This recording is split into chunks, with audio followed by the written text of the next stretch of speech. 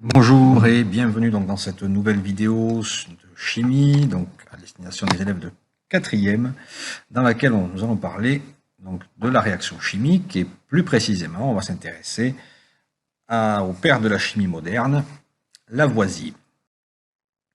Alors, donc Lavoisier que voici, c'est ce monsieur accompagné de sa femme, donc on le voit ici donc sur son bureau, en train de travailler donc à différentes expériences. Alors un petit rappel d'abord sur les différentes petites choses qu'on a déjà vues. On avait ce brave homme, ce bon monsieur Aristote qui défendait la théorie des 4 éléments, les 4 éléments qui sont le feu, la terre, l'eau et l'air. Dans le même temps, Démocrite qui lui donc défend l'idée que la matière est composée d'atomes, alors les atomes ayant pour lui des formes différentes, diverses et variées comme on a ici.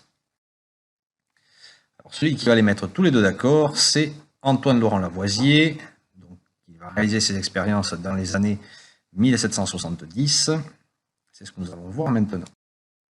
Alors, son montage, donc, il va réaliser ce que l'on appelle la décomposition de l'eau. Donc, le montage est un petit peu complexe. Donc, ici, avec un canon de fusil qu'il va chauffer, faire passer la vapeur d'eau dans un serpentaire, la refaire passer à nouveau dans un vase d'eau et il va récupérer du dihydrogène. Le tout en pesant tout ça de manière très fine et il va démontrer ce qu'on appelle la conservation de la matière, puisqu'en effet il récupère autant de masse ici des différents gaz que d'eau ici qui aura été perdue. Pour nous, le montage va être un petit peu plus simple que celui de Lavoisier. On a une technologie un petit peu plus moderne. Donc c'est ce qu'on appelle l'électrolyse. L'électrolyse, on la réalise comme ceci. Donc on va avoir un générateur qui va être relié donc avec des fils à 2 électrodes, et ces électrodes, donc, dans l'électrolyseur, se trouvent à être plongées dans de l'eau. Ici, vous avez le schéma du montage, et voici le montage en taille réelle. Donc ici, on a le générateur qui est branché, donc on a des câbles, donc les câbles sont reliés à l'électrolyseur, donc l'électrolyseur, c'est la cuve que vous voyez ici, au fond de laquelle on trouve 2 électrodes qui sont en platine. Et dans l'électrolyseur, on va venir placer de l'eau. J'ai placé dedans 2 tubes à essai que vous voyez qui sont remplis d'eau. Ils permettront comme ça de pouvoir mesurer les volumes de gaz qui sont dégagés. On met en route le générateur et on observe immédiatement un dégagement gazeux qui se produit au niveau des 2 électrodes. Dégagement gazeux relativement important comme vous pouvez le voir. Et ces gaz, on va les récupérer en plaçant au-dessus des tubes à essai qui ont été au préalable remplis d'eau.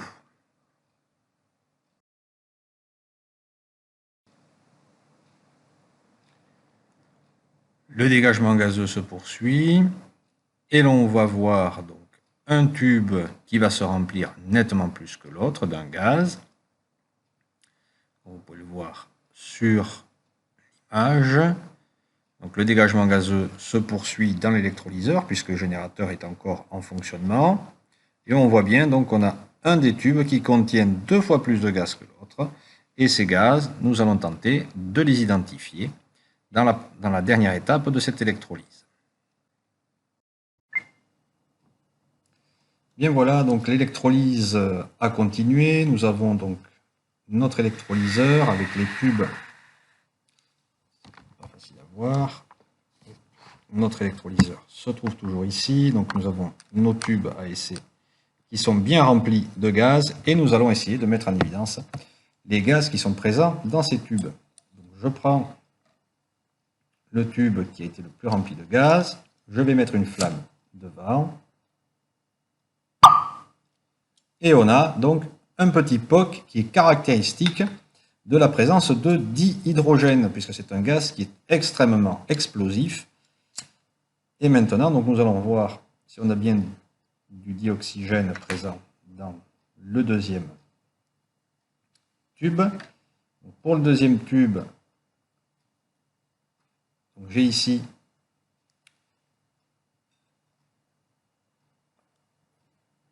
on voit donc, c'est très visible, mais la flamme se ravive. Et on peut voir en fait donc, que cette flamme se ravive, c'est parce qu'elle est en présence de dioxygène. Donc on avait bien dans un des deux tubes, donc le tube qui était le moins rempli, du dioxygène, tandis que dans le tube le plus rempli, on avait bien du dihydrogène. Lavoisier avait donc raison.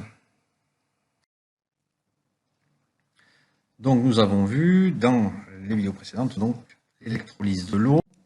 On va voir un petit peu maintenant ce qu'il s'est passé. À l'état initial, c'est-à-dire avant le début de la manipulation, on avait uniquement de l'eau. Je vous rappelle la formule chimique de l'eau, H2O. On a eu donc une réaction chimique, ici l'électrolyse, et à la fin de la réaction, il nous restait de l'eau, du dihydrogène, H2, et du dioxygène, O2. Donc on a mis ces deux gaz en évidence grâce à des tests. Donc, si on avait laissé la réaction continuer, l'électrolyseur tourner pendant plusieurs heures, on n'aurait plus d'eau dans notre électrolyseur et on aurait pu modéliser donc l'état initial avec uniquement de l'eau et l'état final, à la fin de notre réaction, uniquement du dihydrogène et du dioxygène. On va essayer de comprendre avec les modèles moléculaires, voir ce qu'il s'est passé donc, durant notre réaction. On a donc la molécule d'eau, on voit bien donc le modèle moléculaire, un atome d'oxygène, deux atomes d'hydrogène. Le dihydrogène, lui, est composé donc de deux atomes d'hydrogène et le dioxygène, nous avons deux atomes d'oxygène. On va regarder un petit peu d'un point de vue microscopique ce qu'il s'est passé pendant cette réaction. Là, je vais me focaliser sur deux molécules d'eau. Bien entendu, dans mon électrolyseur, on en a plusieurs millions de milliards. Ce qu'il se passe, donc l'énergie apportée par le générateur va servir en fait à casser les liaisons chimiques entre l'atome d'oxygène et l'atome d'hydrogène. Vous voyez qu'ici, on va venir casser donc, les quatre liaisons ici sur mes deux molécules d'eau. Je me retrouve donc avec deux atomes d'oxygène et quatre atomes d'hydrogène, et ces atomes vont se recombiner. Les atomes d'oxygène vont se recombiner ensemble, et les atomes d'hydrogène vont former des paires. Et on va donc former ainsi une molécule de dioxygène et deux molécules de dihydrogène. Voilà, donc on voit bien que cette réaction chimique, au départ j'avais mes deux molécules d'oxygène, la réaction chimique a eu lieu et je me retrouve avec une molécule de dioxygène et deux molécules de dihydrogène. On va modéliser ça, on peut l'écrire avec les formules chimiques, les formules brutes de nos molécules, donc avec 2, donc ici le 2 est devant, il n'est pas un indice, il est bien en grand, pour indiquer que c'est bien deux molécules d'eau, H2O, donc on fait bien la différence entre le 2 ici en grand et le 2 qui est en indice ici. Ce 2 en indice, il indique le nombre d'atomes d'hydrogène présents dans la molécule. La flèche ici m'indique le sens de la réaction, c'est-à-dire que je suis parti de deux molécules d'eau pour arriver avec une molécule de dioxygène, qui est ici, et deux molécules de dihydrogène qui sont là. On se rappellera donc que dans une réaction chimique, on a des espèces qui disparaissent. Ici, c'était l'eau. Donc ça, on les appelle les réactifs. Et d'autres espèces vont être produites, donc elles apparaissent, elles sont produites, d'où le nom de produit. L'équation de la réaction, donc, c'est 2H2O qui donne O2 plus 2H2. On peut lire cette équation comme deux molécules d'eau qui donnent une molécule de dioxygène et deux molécules de dihydrogène. On a bien vu ce rapport de 1 et 2. C'est dans le tube à essai qui contenait le plus de gaz, donc il y avait deux fois plus de gaz. On a entendu le petit POC caractéristique de la présence du dihydrogène. Et c'est dans le tube à essai où on avait le moins de gaz qu'on a pu raviver une flamme, donc d'où la présence de dioxygène.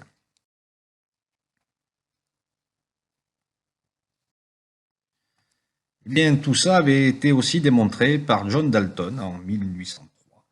Et c'est lui donc qui a permis, en fait, par cette analyse, de démontrer un petit peu mieux que la matière était composée d'atomes. ça soutient encore le modèle moléculaire. Là, Aristote et sa théorie ont vraiment pris du plomb dans l'aile. Lavoisier nous a donc bien aidé là-dessus. C'est donc bien le père de la chimie moderne. On retiendra donc de cette capsule qu'au cours d'une réaction chimique, des espèces chimiques, donc les molécules, disparaissent, donc ce sont des réactifs, d'autres apparaissent, ce sont les produits. On a bien vu qu'on retrouve les mêmes atomes mais en même nombre au début et à la fin de la réaction. C'est ce qu'on appelle le principe de conservation de la matière.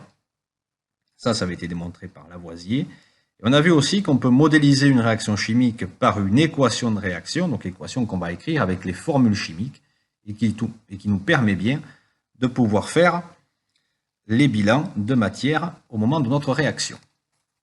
Voilà, la prochaine fois, nous parlerons des combustions et nous ferons brûler du carbone, du soufre, de la paraffine, de l'éthanol, un petit peu, donc tout ce qui peut brûler, et on verra ce que ça donne.